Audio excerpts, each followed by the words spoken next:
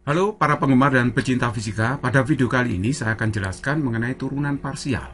Nanti juga saya akan memberikan aplikasinya, memberikan contoh aplikasi dari turunan parsial. Yang dimaksud turunan parsial adalah turunan terhadap salah satu variabel dari fungsi yang bervariabel banyak. Nah, misalkan saya mempunyai fungsi yang dipengaruhi variabel x, y, z ya. Jadi x, y, z disebut sebagai variabel bebas. Nah, ini fungsi tiga variabel, yaitu x, y, dan z. Kalau kita mau menurunkan fungsi terhadap variabel x saja, maka kita tulis del f per del x. Nah, seperti ini. Ini artinya f ini hanya diturunkan ke arah variabel x saja. Jadi sekali lagi diturunkan ke arah variabel x saja. Kalau x sebagai variabel, maka yang lain dianggap sebagai konstan atau bilangan. Nah, perhatikan baik-baik, simbol seperti ini adalah huruf D bergaya kursif. Jadi sebenarnya huruf D tapi bergaya kursif. Nah, pelafalannya bisa daba, bisa delta Jacobi, bisa parsial, bisa de, doh, atau del. Cuma saya lebih sreg kalau saya baca del ini ya. Nah, ini saya baca del f per del x. Nah, turunan fungsi f terhadap variabel x. Nah, kalau kita menurunkan terhadap variabel y, berarti del f per del y. Nah, ini turunan fungsi f terhadap variabel y, sedangkan del f per del z berarti turunan fungsi f terhadap variabel z. Turunan fungsi dengan variabel tunggal itu adalah dasar turunan parsial. Nah, coba kita review lagi, mengingat lagi mengenai turunan fungsi dengan variabel tunggal. Misal saya punya fungsi fx, fungsi dengan variabel x saja. Nah, dan saya memiliki misalkan fungsi x berpangkat seperti ini, fx sama dengan x pangkat n, maka turunannya df per dx adalah n-nya itu jatuh, pangkatnya jatuh, kemudian pangkat dikurangi 1. Jadi n kali x pangkat n min 1. Nah, kalau fungsi konstan, maka jika ini diturunkan, konstan itu maksudnya bilangan ya. Nah, kalau diturunkan pasti 0. Nah, coba saya berikan contohnya. Nomor 1, misalkan saya punya fungsi fx sama dengan x pangkat 5. Ini kalau saya turunkan df per dx, pangkatnya jatuh, pangkatnya dikurangi 1. Jadi 5x pangkat 5 min 1. Jadi hasilnya adalah 5x pangkat 4. Yang nomor 2, fx misalkan 2x pangkat 3. Ini kalau saya turunkan, 2 ini adalah bilangan tidak diapa-apakan ya. Jadi yang diturunkan x pangkat 3-nya. X pangkat 3 pangkatnya jatuh. Nah, sedangkan pangkatnya ini harus dikurangi 1, jadi hasilnya adalah 6x kuadrat. Nomor 3, misalkan saya punya fungsi fx sama dengan 3y kuadrat plus 4x min 5. Nah, ini bisa ditulis 3y kuadrat plus 4x min 5x pangkat 0. Nah, ini kalau kita turunkan terhadap variabel x, ini adalah 3-nya tidak diapa-apakan, x kuadratnya, perhatikan pangkatnya jatuh, pangkat dikurangi 1 ya. Jadi kemudian ini 4x, 4 tidak diapa-apakan, x-nya pangkat 1, pangkat 1-nya jatuh, terus pangkatnya dikurangi 1. Nah, sedangkan ini 0, pangkatnya jatuh, kemudian pangkatnya dikurangi 1. Nah, hasilnya 6x plus 4x pangkat 0 dikurangi dengan 0. Nah, jadi hasil akhirnya adalah 6x plus 4. Nah, kita lihat di sini ya, kalau ini bilangan, berupa bilangan, kalau diturunkan pasti hasilnya 0 ya. Nah, berikutnya saya akan berikan contoh turunan parsial. Nomor 1. Nah, ada fungsi x yang bergantung pada variabel x, y, z. X pangkat 5, y pangkat 4, z pangkat 3. Misalkan kita turunkan terhadap variabel x. Nah, kalau diturunkan terhadap variabel x, berarti variabel y pangkat 4, z pangkat 3 ini dianggap sebagai bilangan atau konstanta. Jadi kalau ini bilangan, tidak usah digubris. Jadi yang kita turunkan hanya x pangkat 5-nya saja ya. Jadi x pangkat 5 ini diturunkan 5x pangkat 5 kurangi 1. Sekali lagi yang ini tidak diapa-apakan ya. Karena ini bilangan, y pangkat 4, z pangkat 3. Jadi ini turunannya adalah 5x pangkat 4 dikalikan y pangkat 4 kali z pangkat 3. Nah, kalau kita menurunkan terhadap y, berarti x pangkat 5 dan z pangkat 3 tidak diapa-apakan. Berarti dia dianggap bilangan. Jadi yang kita turunkan y pangkat 4-nya saja. Ini kalau saya turunkan, pangkatnya jatuh 4, pangkatnya dikurangi 1. Nah, nanti hasilnya X pangkat 5, 4, Y pangkat 3, Z pangkat 3, atau ditata kembali menjadi seperti ini, 4X pangkat 5, Y pangkat 3, Z pangkat 3. Kalau diturunkan terhadap variabel Z, berarti hasilnya ini ya. Coba kita perhatikan ya, Z ini adalah variabelnya. X pangkat 5, Y pangkat 4 itu adalah bilangan. Tidak diapa-apakan di sini. Yang diturunkan cuma Z pangkat 3-nya ini. Jadi 3-nya jatuh, pangkat Z ini dikurangi 1. Jadi hasilnya 3Z kuadrat kan. Hasilnya akhirnya adalah 3X pangkat 5, Y pangkat 4, Z pangkat 2. Nah, nomor 2, misalkan saya punya fungsi F 3E kuadrat Y pangkat 4Z plus 5E kuadrat YZ pangkat 3. Ini saya turunkan terhadap variabel X saja ya. Jadi kalau begitu, selain X itu dianggap bilangan. Seperti ini, Y pangkat 4Z dianggap bilangan. Jadi ini tidak diapa-apakan, ditulis biasa saja. Nah, 3 juga bilangan, tidak diapa-apakan. Yang diturunkan X pangkat 5-nya. X pangkat 5 diturunkan 5, X pangkat 5 dikurangi 1 kan. Nah, ini juga ada variabel X-nya. 5 tidak diapa-apakan. YZ pangkat 3 juga bilangan, tidak diapa-apakan. Jadi ditulis saja. X pangkat 2 diturunkan 2, X pangkat 2 dikurangi 1 kan. Nah, akhirnya kita dapatkan 15X pangkat 4, Y pangkat 4Z. Terus kemudian yang ini jadi berapa? 5 kali 2, 10. 10X Y Z pangkat 3. Nah, seperti itu ya. Oke, terus kemudian yang ketiga, saya punya fungsi F sama dengan 3E kuadrat Y pangkat 3 plus 7X Y Z pangkat 3. Saya turunkan terhadap variabel Z. Nah, variabelnya Z, berarti yang lain dianggap bilangan. 3E kuadrat Y pangkat 3 ini bilangan ya, dianggap bilangan sehingga kalau diturunkan adalah 0. Jadi kita menurunkan terhadap variabel Z saja. 7XY ini juga bilangan, jadi kalau bilangan tidak diapa-apakan.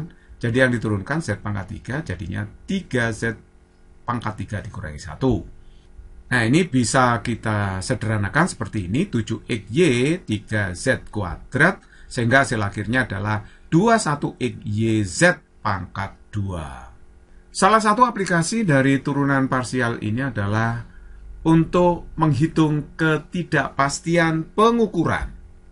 Nah, misalkan saya punya besaran fisika F yang diukur bergantung pada variabel X, Y, dan Z, dan seterusnya, terserah variabelnya berapa ya, maka ketidakpastian mutlak F dapat dinyatakan sebagai delta F sama dengan harga mutlak del F per del X kali delta X plus harga mutlak del F per del Y kali delta Y plus harga mutlak del F per del Z kali delta Z, dan seterusnya, tergantung berapa jumlah variabel dari F ini. Jadi variabel itu mempengaruhi pengukuran besaran fisika F. Nah, ketidakpastian relatif itu didefinisikan sebagai ketidakpastian mutlak dibagi dengan nilai hasil ukurnya delta F per F kali 100% ya, ini kali ya. Kali 100%, ketidakpastian relatif dari variabel X itu adalah delta X per X kali, ini kali ya, 100%, ini X yang itu kali. Oke, terus kemudian ketidakpastian relatif Y adalah delta Y per Y kali 100%. Ketidakpastian relatif dari Z adalah delta Z per Z kali 100%. Untuk lebih jelasnya saya akan berikan contoh soal. Ini ada si Arman mengukur panjang, lebar, dan tinggi balok. Masing-masing menghasilkan ketidakpastian relatif 1%, 2%, dan 4%. Hitunglah ketidakpastian relatif dari volume balok. Kita jawab. Diketahui dalam soal ketidakpastian relatif pengukuran panjang adalah 1%, lebar 2%, tinggi adalah 4%. Yang ditanyakan ketidakpastian relatif dari pengukuran volume. Nah, kita tahu kalau kita menghitung volume, berarti kita menggunakan rumus volume balok adalah PLT, panjang kali lebar kali tinggi. Nah, ketidakpastian mutlak dari volume itu adalah dirumuskan seperti ini ya. Jadi volume ini dipengaruhi variabel panjang, lebar, dan tinggi. Oke, sekarang perhatikan baik-baik. Saya turunkan dulu volume terhadap variabel P ya. Jadi del V per del P itu adalah hasilnya LT. Karena LT itu dianggap bilangan, kita hanya menurunkan ke arah variabel P. Jadi hasilnya adalah LT. Kemudian kita turunkan ke arah variabel L, berarti P dan T itu adalah bilangan. Jadi del V per del L adalah PT. Kita turunkan terhadap variabel T, berarti PL adalah bilangan. Turunan T itu 1 ya, jadi del V per del T itu hasilnya PL. Lalu kita masukkan ke dalam rumus ini, jadi del V per del P, LT, del V per del L, PT, del V per del T itu adalah PL. Kedua ruas ini saya kalikan dengan seper V. Dengan demikian hasilnya adalah delta V per V ruas kiri. Nah, ini hasilnya LT per V kali delta P, PT per V kali delta L, PL per V kali delta T. Saya hapus dulu. Saya geser ke atas ya. Nah, perhatikan di sini, volume dari balok tadi itu kan PLT. PLT ya, panjang kali lebar kali tinggi. LT-nya bisa dihapus, PT-nya bisa dihapus, PL bisa dihapus. Akhirnya kita dapatkan seperti ini. Delta V per V itu sama dengan delta P per P plus delta L per L plus delta T per T. Nah, sekarang delta V per V itu sama dengan berapa? Ya tinggal masuk saja. Sudah diketahui dalam soal ini ya. Delta P per P itu 1%, delta L per L adalah 2%, delta T per T adalah 4%. Jadi kalau kita jumlahkan 7%. Artinya bahwa ketidakpastian relatif dari pengukuran volume itu adalah 7%. Nomor 2, logam besi berupa kubus yang panjang rusuknya S memberikan tekanan pada lantai datar. Hasil ukur massa logam, panjang rusuk, dan percepatan gravitasi menghasilkan ketidakpastian relatif 3%, 2%, dan 1%. Berapakah ketidakpastian relatif tekanan logam besi pada lantai? Nah, perhatikan di sini tekanan besi pada lantai itu tergantung dari 3 variabel, massa, panjang rusuk, dan percepatan gravitasi. Nah, ini dalam pengukuran terjadi ketidakpastian relatif, massanya adalah 3%, ketidakpastian relatif, rusuknya 2%, ketidakpastian relatif, gravitasinya 1%. Nah, yang ditanyakan ketidakpastian relatif dari tekanan. Nah, oke, ini saya gambarkan ya. Misalkan ini kubus besinya menekan lantai. Nah, luas bidang tekannya tentu saja adalah luas permukaan yang bawah ini, luas bidang yang bawah, berarti S kali S, S kuadrat ya. Nah, yang menekan ini tentu saja berat dari kubus itu. Jadi ini tekanan E per A ya. Kalau saya rumuskan, gayanya itu berarti bisa kita ganti dengan berat. Ya, berat dari kubus besi itu. Nah, berat dibagi S kuadrat. Karena luas bidang tekannya itu S kali S ya. Nah, S kuadrat. Nah, sedangkan V, berat ini saya uraikan menjadi M kali G per S kuadrat. Ini bisa saya tulis seperti ini. MG S pangkat min 2. Nah, karena P ini dipengaruhi variabel MGS, maka saya uraikan seperti ini. Ketidakpastian mutlak dari tekanan adalah ditulis seperti ini. Jadi dia bergantung pada variabel massa, percepatan gravitasi, dan panjang rusuk kubus besi. Saya hapus dulu. Oke, saya turunkan dulu ya. Turunan tekanan terhadap massa ya, fungsi P itu tekanan terhadap massa, berarti GS pangkat min 2 dianggap bilangan ya. Kalau diturunkan terhadap massa, maka hasilnya GS pangkat min 2, karena M kalau diturunkan 1 ya. Kemudian del P per del G diturunkan ke arah variabel G. Berarti MS pangkat min 2 adalah bilangan, G diturunkan 1. Jadi MS pangkat min 2. Del P per del S kita turunkan ke arah panjang rusuknya, ke arah S. Nah, MG dianggap bilangan. S pangkat min 2 diturunkan, pangkatnya jatuh min 2. Tapi pangkatnya ini dikurangi 1 ya. Min 2 dikurangi 1. Jadi hasilnya adalah min 2 MG S pangkat min 3. Nah, coba perhatikan baik-baik. Ini saya geser ya ke kiri. Nah, ini saya masukkan sekarang. Del P per del M itu kan GS pangkat min 2. Del P per del G itu adalah MS pangkat min 2. Del P per del S, perhatikan ini harga mutlak ya. Jadi negatif ini jadinya hilang. Jadi positif. 2 MGS pangkat min 3. Nah, ini saya kalikan seper P kedua ruas ya. Ini saya kalikan seper P. Kalau dikalikan seper P, nah hasilnya seperti ini. Delta P per P, nah ini seper P semua sini ya. Nah, coba sekarang perhatikan baik-baik. Di sini saya geser dulu ya. Saya geser ke sini. Ini kalau dikalikan seper P, hasilnya ini tadi ya. Hasilnya ini. Terus kemudian saya hapus saja dulu. Nah, saya geser ke atas. Nah, kita tahu bahwa yang namanya tekanan itu kan MGS pangkat min 2 ya. Saya masukkan ini. Saya masukkan sini.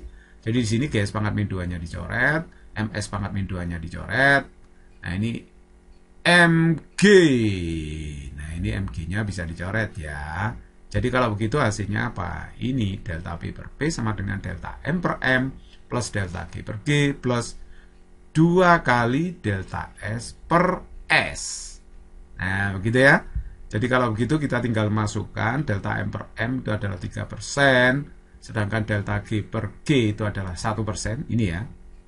Kemudian 2 kali delta S per S, delta S per S-nya kan 2% ya, dikalikan 2% duanya ini. Jadi kalau begitu hasilnya adalah 8%. Karena ini 4% ditambah 4% ya, 8%. Nah, itulah ketidakpastian relatif pengukuran dari tekanan. Basic is very easy and fun.